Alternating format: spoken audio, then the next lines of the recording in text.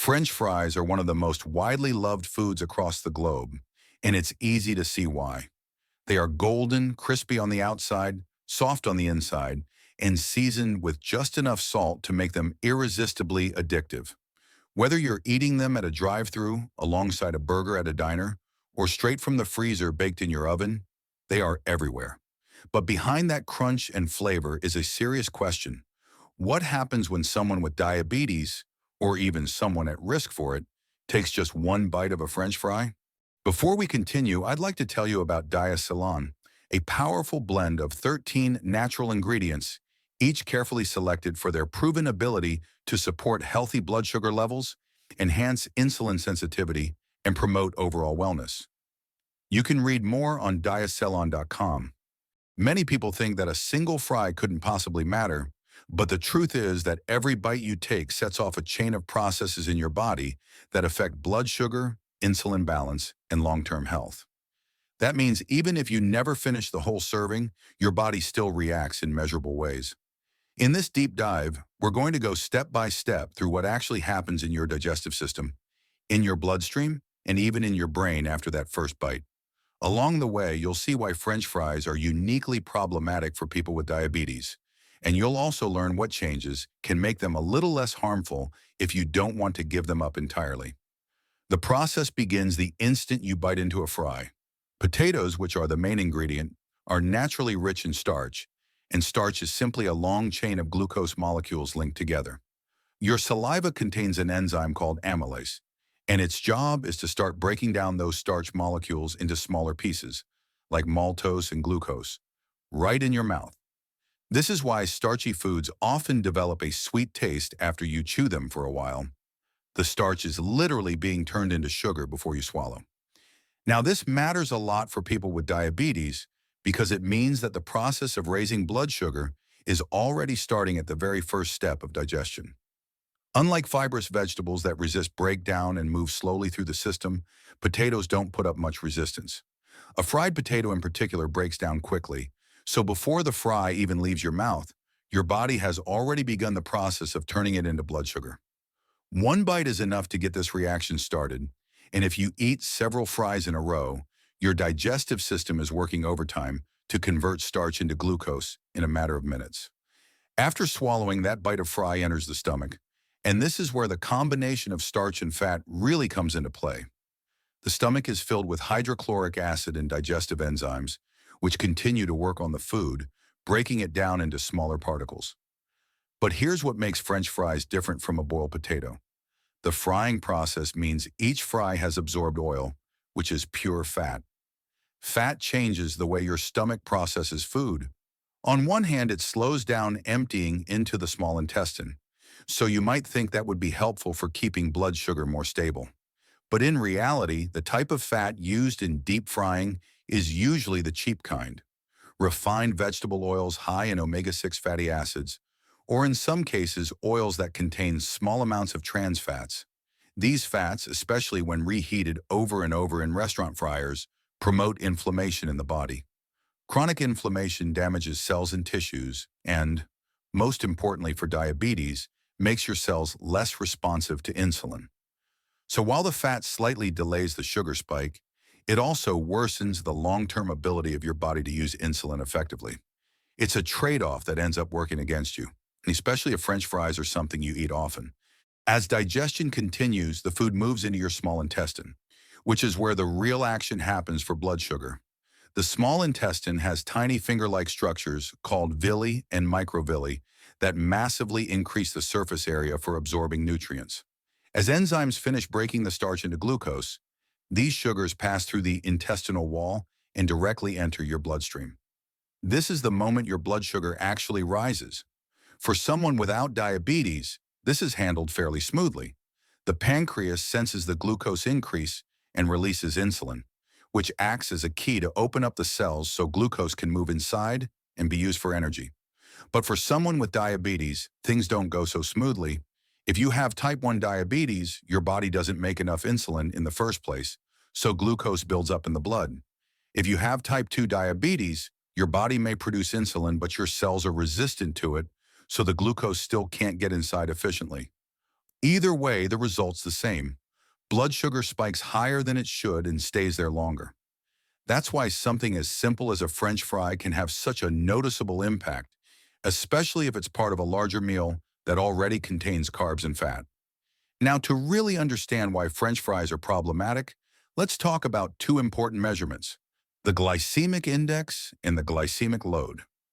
The glycemic index, or GI, measures how quickly a food raises blood sugar compared to pure glucose.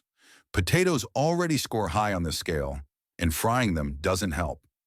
Depending on the variety and cooking method, French fries often land between 60 and 75, which is considered high. That means they cause blood sugar to rise rapidly after eating, but the glycemic index only looks at speed.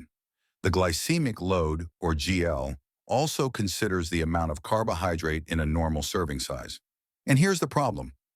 No one eats one fry. A small fast food portion can easily contain 40 to 60 grams of carbs, which is more than most people with diabetes should eat in an entire meal. That means not only does your blood sugar rise quickly, it rises a lot. A single bite contributes to that load, and as you eat more, the effect multiplies. This is why fries are so difficult for people with diabetes. They hit both speed and volume when it comes to raising blood sugar. When that glucose starts circulating in your bloodstream, your body tries to deal with it by releasing insulin. In people with healthy insulin sensitivity, the insulin acts like a well-functioning key, opening up the doors to muscle and fat cells so glucose can move inside. But in people with insulin resistance, which is common in type 2 diabetes, the lock is rusty. The key still turns, but the door doesn't open all the way. The pancreas senses this and pumps out even more insulin to try to force glucose inside. For a while this works, but it comes at a cost. The pancreas gets overworked, and over time it starts producing less insulin. Meanwhile, the cells continue resisting, and glucose stays in the blood, causing damage to blood vessels and tissues. Eating foods like fries makes this cycle worse because they demand a big insulin response due to the high carbohydrate load, while the unhealthy fats and inflammation further weaken the cell's ability to respond to insulin. With every bite, you're asking your pancreas and your insulin system to fight harder than they should have to, and over time, they wear down. The fats in fries deserve extra attention. A medium serving of fries from a typical fast food chain contains about 15 to 20 grams of fat, and not the good kind. These fats usually come from oils like soybean or canola oil, which are cheap and stable for frying, but high in omega-6 fatty acids. While some omega-6 is necessary, too much without enough omega-3 creates an imbalance that drives inflammation throughout the body. Chronic inflammation is one of the root causes of insulin resistance, heart disease, and other metabolic problems. On top of that, fries cooked in old oil may contain trans fats, which are known to increase bad cholesterol, lower good cholesterol, and directly contribute to clogged arteries. And because fat is calorie dense, 9 calories per gram compared to 4 for carbs or protein, fries pack a lot of energy into a small volume. This makes them incredibly easy to overeat. Weight gain, especially belly fat, is one of the biggest contributors to worsening type 2 diabetes. So when you combine starch, fat, and salt, you're not just dealing with blood sugar problems, you're also adding extra weight and raising your long-term cardiovascular risks. The salt is another layer of trouble. Fries are usually sprinkled with salt immediately after cooking, which means the sodium sticks to their oily surface and delivers a big hit with every bite. While salt doesn't raise blood sugar directly, it does raise blood pressure by increasing fluid retention and making the heart work harder. People with diabetes already face a higher risk of heart disease and kidney problems, and adding high blood pressure into the mix magnifies those risks. In fact, the combination of diabetes and hypertension is one of the leading drivers of strokes, heart attacks, and kidney failure. What seems like just a sprinkle of seasoning actually becomes another burden on your system. Eating salty, fried foods regularly can gradually raise blood pressure, even if you don't notice it right away. So the problem isn't just the sugar spike from the potato, it's also the salt silently pushing your cardiovascular system closer to danger. But the story doesn't end with your body, it also involves your brain. Foods like French fries are specifically rewarding because they hit multiple pleasure pathways at once. The crunch, the saltiness, the fat, and the carbohydrate content all trigger dopamine release in the brain. Dopamine is the feel-good chemical that reinforces behaviors, making you want to repeat them. This is the same system activated by sugar, alcohol, and even drugs, which is why people say fries are addictive. Once you start eating them, it's hard to stop. For someone with diabetes, this is dangerous because it encourages overeating a food that is already spiking your blood sugar and damaging your insulin response. You may tell yourself you'll just have one or two, but the brain's reward system often pushes you to finish the whole basket. This creates a cycle of craving, indulgence, and guilt that is very difficult to break, especially when fries are so widely available and marketed as a cheap, tasty option. In the short term, this cycle of eating fries can make you feel like you're on a roller coaster. At first, as glucose surges into your bloodstream, you might feel energized or even hyper, especially if you were hungry before eating. But because your body can't process that glucose efficiently, the energy doesn't last. Instead, you may start to feel sluggish, tired, or irritable as blood sugar swings upward and then downward. This crash often leads to hunger again, sometimes within just an hour or two. Your brain interprets this as a need for more quick carbs, driving cravings for another snack, often more fries, chips, or sweets. This creates a vicious cycle of highs and lows that not only make you feel drained, but also make it much harder to manage your eating habits throughout the day. The long-term consequences of eating fries regularly are even more serious. Over weeks, months, and years, the repeated blood sugar spikes gradually damage small blood vessels throughout your body. This is why uncontrolled diabetes can lead to blindness, kidney failure, and nerve damage in the feet and hands. At the same time, the unhealthy fats raise cholesterol, clog arteries, and increase the risk of heart attacks and strokes.